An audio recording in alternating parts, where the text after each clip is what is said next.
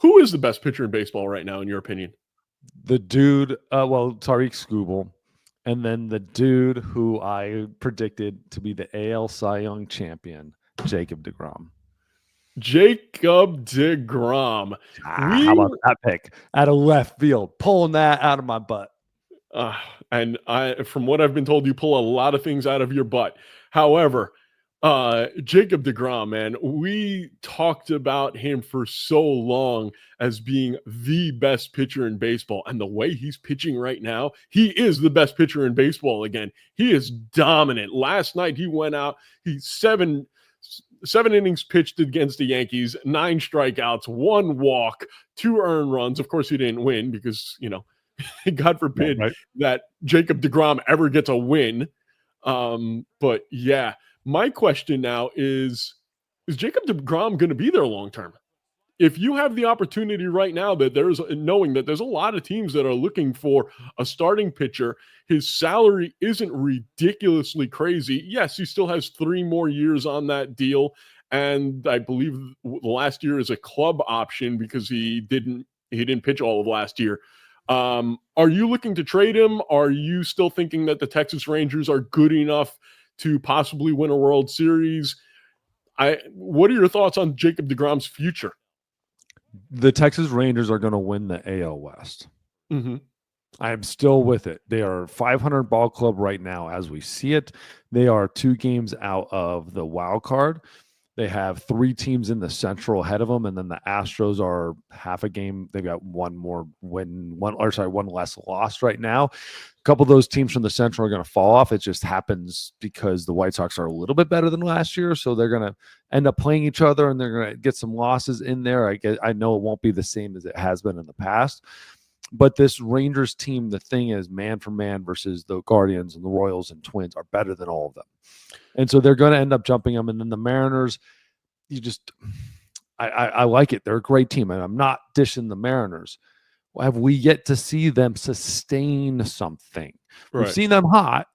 Have we seen them sustain something? The thing is, the Rangers sitting here at 500, they're minus 3 run differential. The Mariners are only plus 27. That's compared to other leaders and teams that have the same kind of record as them, the Tigers and the Yankees. The Yankees are plus 94. The Tigers are plus 85. They're plus 27. And I understand that Seattle's the wild card with it's a 3-2 ball game every day. That run differential is a little different than some other ballparks than like Yankee Stadium where it's like 12-2. But this Rangers team is really good. And right now, with his age, injury history, everything behind it, he's 36. He's been consistently injured until this year. I am riding him out until I can't. I've got this year and I've got next year. Oh, no, I got until 29, right? Yeah, let's bring up his contract over here. Good. So we see that this year he's making 40 million, next year he's making 38 million, and then the following year he's making 37 million. Mm-hmm. All reasonable contracts for a guy that good. And then there's a club option in 2028. I'm not saying that for the only Rangers 20 aren't a good team. I'm sorry? Club option for only 20 million. Yeah, for 20 million, correct. I'm not saying that the Rangers aren't a good team. They are a very good team. And if you put a gun to my head right now, I would say that they probably will win that division. But knowing Jacob deGrom's injury history and what you've already dealt with right now, and he's showing to be Jacob deGrom again, you could probably get a haul for him right now. I'm wondering if you do that. The problem is what message does that tell your team? What message does that tell your organization and your fan base? That basically says we're the Rays. Mm-hmm. Screw that, man. You're not the Rays. You're trying to compete with you're not even on the same level as the Mariners. You're above that. Right. You're on the Astros level. You're not New York, but right now you're above Boston. You're a Boston level. A team. You're above everybody in the Central, and so you're on this. Just yes, you get the Mets, Philly, Dodgers, and Yankees up here, and then there's that very next little tier that's right below it when you're looking at All right, you got the Braves, you've got the The Red Mariners, Sox. the Rangers. No, but they're above the Mariners. But you got but you're as far as spending, Oh, and okay. then you got that Giants, Diamondbacks, Cubs are going to be there next year. Once when some of this money is right out there, and the players they have, you're in the second tier of but you're in the upper echelon of the second tier. You won a World Series a couple of years ago. You have a good, solid baseball team. This is if you moved Jacob deGrom, I try to understand from my prospect standpoint, you're going to get stuff for him, but still, where are you going to move him with that type of contract? There's only a select certain teams, and so Yeah. they're taking on 40 a year. They're not going to send you a whole ton back unless you Well, eat the contract. Then, if you're eating the contract, screw it, keep the player. right. But you're trying to win a World Series now, not in 4 years if you're the Rangers. You already have the player. Now I get to sit back and go, cool. I've got the dude who's sitting there, my number one. I've got my number two. I've got my number three. I've got a great starting pitching staff. I've got a young prospect in Jack Leiter coming up who's been pitching much better this year. But I got my ace as a 2-3, my number 2 as a 1-6, my number 3 as a 1-4. My young rookie has a 4-2. He's getting better. And then my Patrick Corbin has a 3-6. I've got a veteran pitching staff that is dominating. I'm holding on to this, and I'm letting all my young prospects play and get better and sit in the minors and develop. My problem is my offense. Right. I need something like Marcus Simeon is hitting crap. Like Jock Peterson is lucky if he finds water when he jumps into the ocean. And so we're trying to figure out where in this offense, like Adolis Garcia hasn't done anything. Okay, I'm gonna throw this out at you, and it will never happen because it's in the division. But if you're the Texas Rangers and Seattle calls you and says, "Hey, guess what?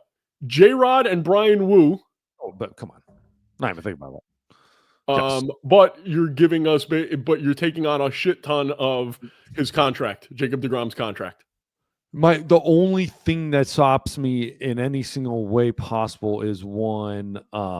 Sam Haggerty has been playing really well. I understand he's not like the future, but again, he's still a young guy, like a young guy from a season perspective. He only got 4 years. He's 31, but he's hitting 300.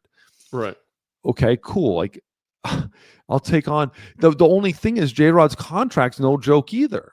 That thing's going to eventually start adding up. And so I'm taking on contract, eating contract, but I'm taking on another pitcher in Wu that would go down and dominate. I would consider that because that changes the look on that lineup. It's just, when is J-Rod going to actually become what everybody thinks J-Rod is outside of his rookie year? Like he's been okay. But you said it yourself. He's playing in that god-awful stadium. His splits on the road are far better. Yes. And then he's getting it. I don't care who you are. If you are at home half the time and you're not hitting over there, you're going to get into a funk eventually because you're going to try to make adjustments to play better at home. I think that if you move J-Rod out of there, he would just explode. My opinion. I think so too. And I think it would actually probably be good for him to not be the face of a team. Yep. I think him coming up and having so much success that rookie year, it put a lot of pressure on him. He signs a contract. It's been a detriment to him and the Mariners because now you're constantly looking at this young player and saying, cool, you're going to be the guy. And if you look, so this year, he's hitting 248 on the road, 213 at home. 6 home runs on the road, 3 home runs at home. He's got roughly almost the same amount of at-bats on both, same amount of games. And OPS, he's hitting 767 on the road and 678 at home. So 100 points higher on the road. You put him in Texas, you put him in some of those other ballparks, those numbers are going to be pretty dang good. Yeah. Yeah. I would take the chance on that without a doubt. They would never do it in the division right, thing. You want to see J-Rod for the rest of his life playing against you. But a player like that would be interested. It would just have to take a player like that for them to ever move a Jacob deGrom, who right now, by the way, get out there and bet, because outside of Tariq Skubal, he's a 1,300 right now. He's a plus 1,300 on Cy Young odds. Evaldi's right there at plus 1,100. He's plus 1,000. I mean, Crochet, Hunter Brown, and Max Fried are ahead of him. And then obviously Tariq Skubal, who's probably going to win it. unless something happens. But I'm Jacob gonna make deGrom is going to that be bet a right tight. now. Jacob deGrom is going to be a tight like race. If the Rangers start like turning it on, it's going to be him and Tariq Skubal and top 1-2. I could use $1,300. I can deal with that. That's Right. a pretty damn good bet. Yeah. So I think we've both established that Jacob deGrom right now is the best pitcher in baseball, and if he was smart, he could have been even better by going to top velocity. Oh, So with Mr. David Hardsma.